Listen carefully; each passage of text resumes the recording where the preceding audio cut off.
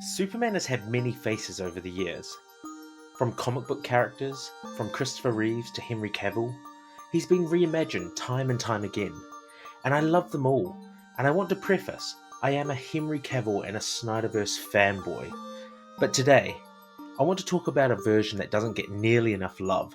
The 2006 film, Superman Returns. This is my personal favourite Superman movie, and Brandon Routh, to me, is the definitive Superman.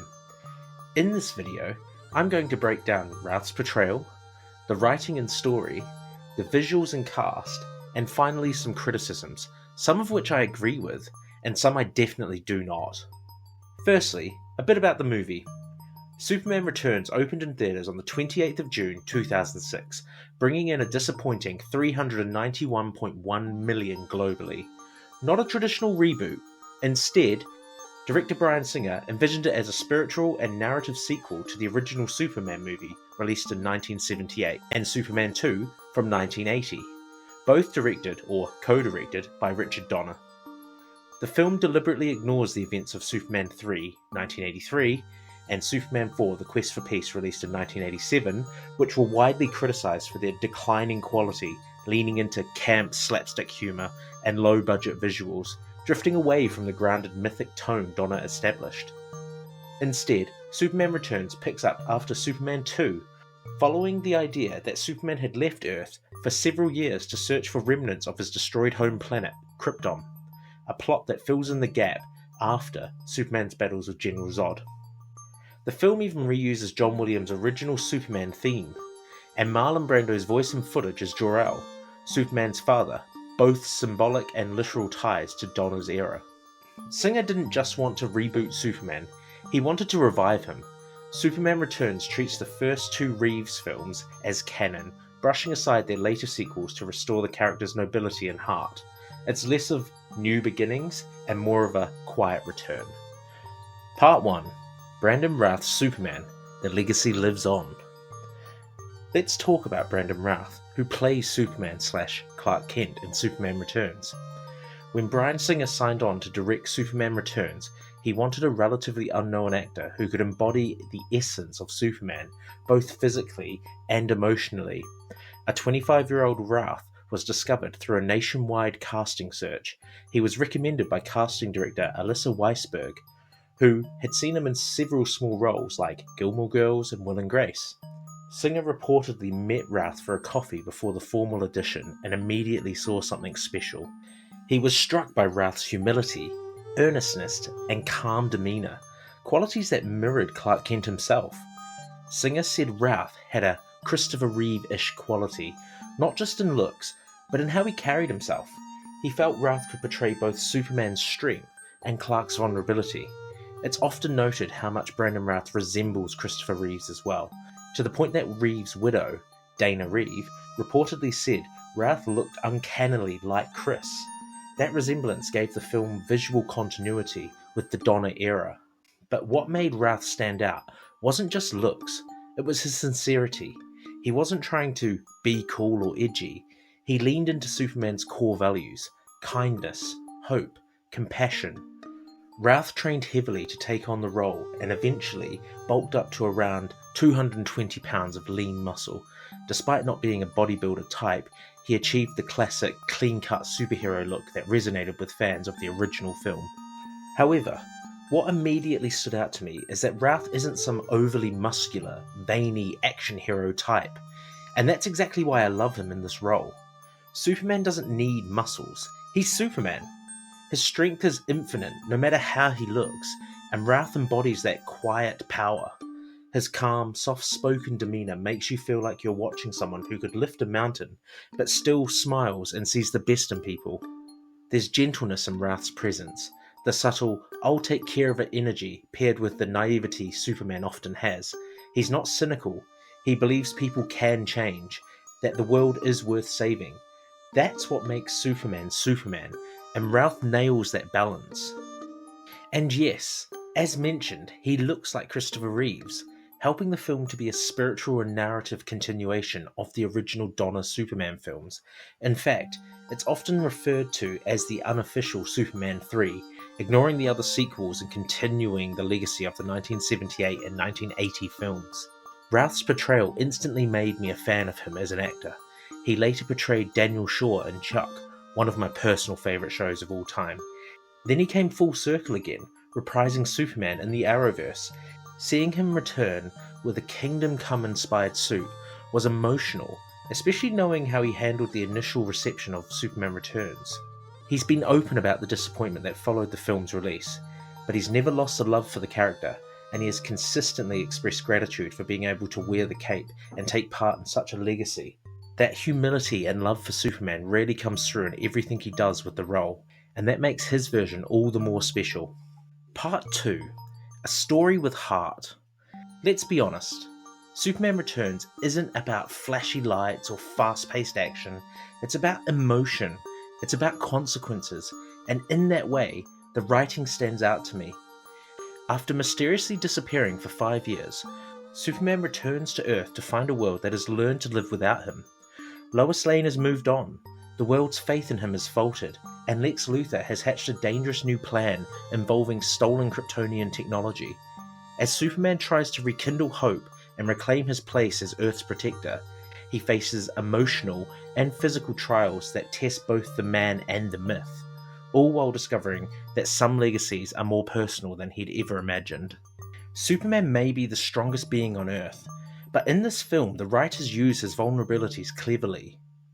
One of the more standout moments is where Superman confronts Lex Luthor, played by Kevin Spacey, and doesn't realise kryptonite is mixed in with the expanding Kryptonian crystals. Without knowing it, the kryptonite has stripped him of his power. He's weakened and nearly killed.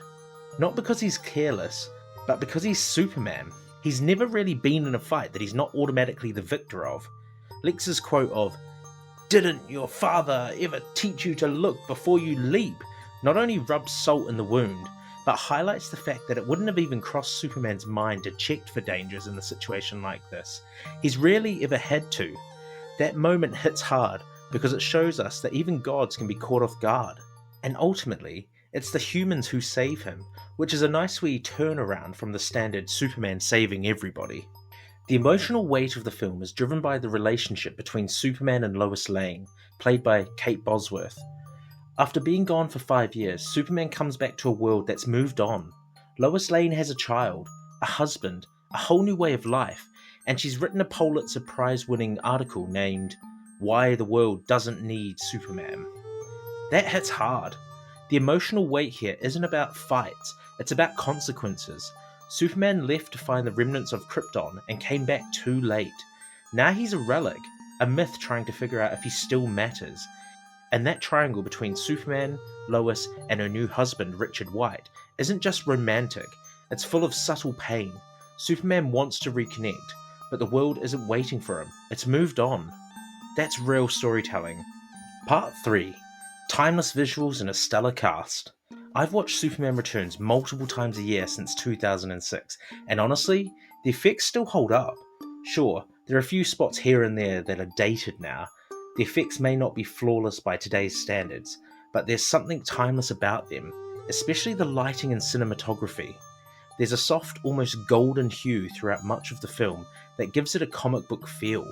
It's warm and majestic when Superman is soaring and saving people, especially noticeable during the scenes where he saves the plane from crashing. The plane rescue sequence is still one of the best live-action Superman scenes ever put to film. It's tense, dramatic, and ends with Superman floating above the crowd saying, "Statistically speaking, it's still the safest way to travel," a great throwback to the Donner films. To contrast this, the lighting becomes cold and tense during the climax, during the Kryptonian island scene, where lightning and darkness contrast with Superman's fading strength. The cast is perfectly suited, everyone looks the part, and it's fun spotting familiar faces from their early careers. Carl Penn, known for Harold and Kumar, plays one of Lex's henchmen. He later went on to roles in House and How I Met Your Mother. And Parker Posey, who plays Kitty Kowalski, Luthor's assistant, would go on to star in the Netflix's Lost in Space. And yes, the cameos are a nice touch. One of my favourites is Gertrude Vanderwerth, the dying elderly woman at the start of the film, whose fortune Lex inherits. Played by Noelle Neal, who played Lois opposite George Reeves, in The Adventures of Superman from the 1950s and also appeared in Superman serials of the 1940s. Another familiar face is Jack Larson, who portrayed Jimmy Olsen in the 1950s Adventure of Superman TV series. In the movie, Larson's character is simply credited as Bo the bartender and is naturally found at the bar. There is also a photo of Glenn Ford, who played Jonathan Kent in the 1978 Superman, sitting on the piano in the Kent farm. It's a quiet but lovely tribute. Part 4. The criticisms. What I agree with and what I didn't. So, why did Superman Returns underperform? It made nearly $400 million worldwide, which isn't a flop, but it fell short of expectations, especially considering its $200 million plus budget, inflated by the fallout and caution after Superman 4 and previous failed Superman reboots, including Superman Lives, starring Nicolas Cage in the 90s. Honestly, that movie sounded mental. Look up Kevin Smith talking about how disastrous it sounded, and it's funny to think what it went on to become. I won't spoil it for you, just take a look. Firstly, the criticisms I agree with. It lacked action and spectacle. I agree. The pacing could have used a jolt here and there. A bit more balanced action, spectacle, and plot might have helped the mainstream audiences connect with it more. Instead, we got an emotionally heavy, traditional film, although we have to remember this was before the formula existed. Superman has a child. Wait, what? Yeah, this reveal was a lot to drop with little explanation. It raised more questions than it answered. Who? What? Why? When? It could have worked if they committed to exploring it more. Also, how would that have worked? I mean, Superman can lift continents? Also, can Kryptonians have children with humans? So many questions. For the record, I like the idea that no, they can't. For those interested, look up Maxima. She's a humanoid alien introduced in Action Comics number 645 from 1989, who in my opinion is the only one who can have a child with Superman, or Kryptonians. It keeps the idea that the disaster on Krypton made Superman become the last Kryptonian in the universe, and that you can't just restart that easily. Keeps the story nice and tight. And finally, probably the one I agree with the most and sort of alters the film for me a little bit, Superman and Lois are dirty cheats. Richard, Lois's husband, kind of gets the short end of the stick. He's a good man, loyal, brave, and clearly loves Lois, and believes that his son is actually his son. But the film positions Superman as this almost romantic rival. It's a bit uncomfortable watching Superman, our supposed hero, try to rekindle something with Lois when she's already built a life with someone else. It unintentionally makes Superman look like the guy trying to swoop in and steal another man's partner.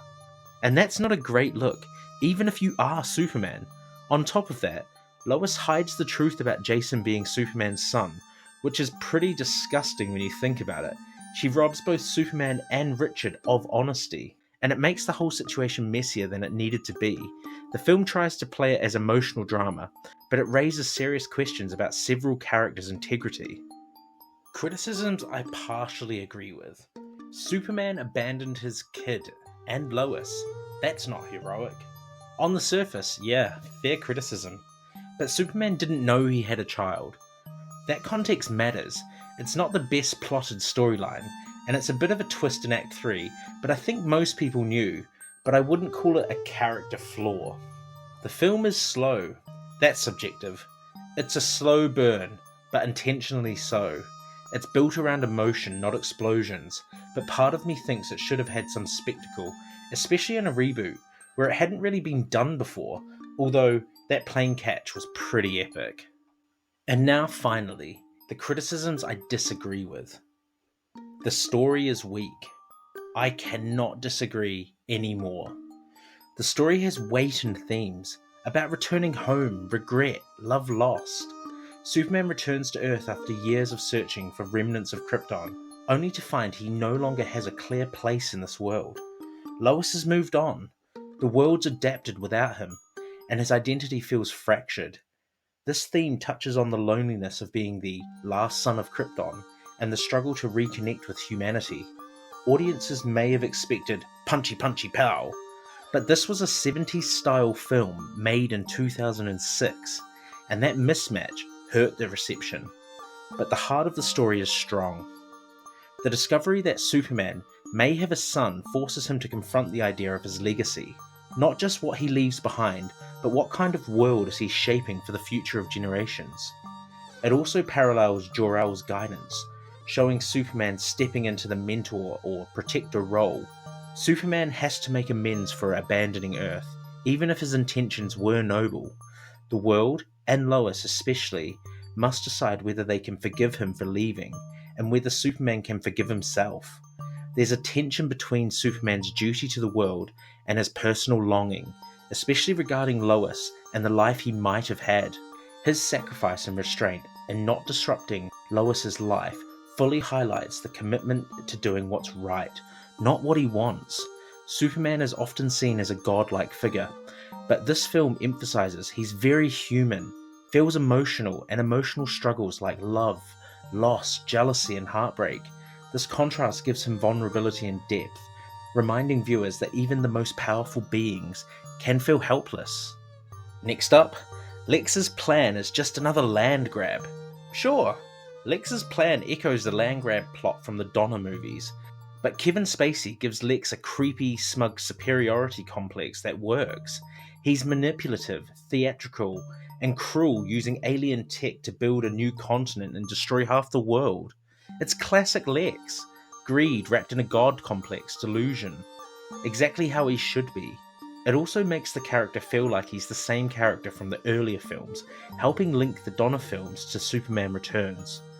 Look, if you disagree with this take, it might help you sleep knowing Bryan Singer originally planned for Superman Returns to introduce a new villain, not reuse Lex Luthor. The idea was to bring something fresh to the franchise and steer away from rehashing old conflicts. However, Jude Law was approached to play this new villain, reportedly a Kryptonian character, possibly Ty-Zor, a powerful antagonist from the Superman Birthright and for Tomorrow era, or a new original adversary with Kryptonian roots. Jude Law turned the role down multiple times, reportedly not wanting to be tied down into a long-term superhero franchise. Singer also considered the idea of an evil Kryptonian warlord, which could have given this film a different tone and greater physical threat. After Law declined, and with the clock ticking, Singer pivoted.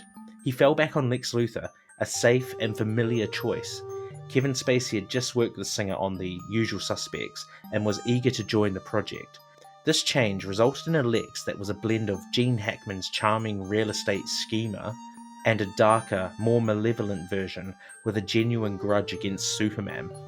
While Kevin Spacey and director Bryan Singer have both been the subject of controversy and have both faced serious allegations in the years since the film, it's important to acknowledge this. Spacey was acquitted and charges were dropped, and Singer has faced multiple accusations, none of which have made it through court. While it doesn't erase the performances of the film itself, it's part of the larger conversation around the movie's legacy. So, in conclusion, 2006's Superman Returns didn't redefine the genre. It didn't launch a franchise, but it did do something rare. It gave us a Superman story about love, legacy, and hope, built on emotion rather than spectacle. It paid tribute to a version of Superman we hadn't seen in decades.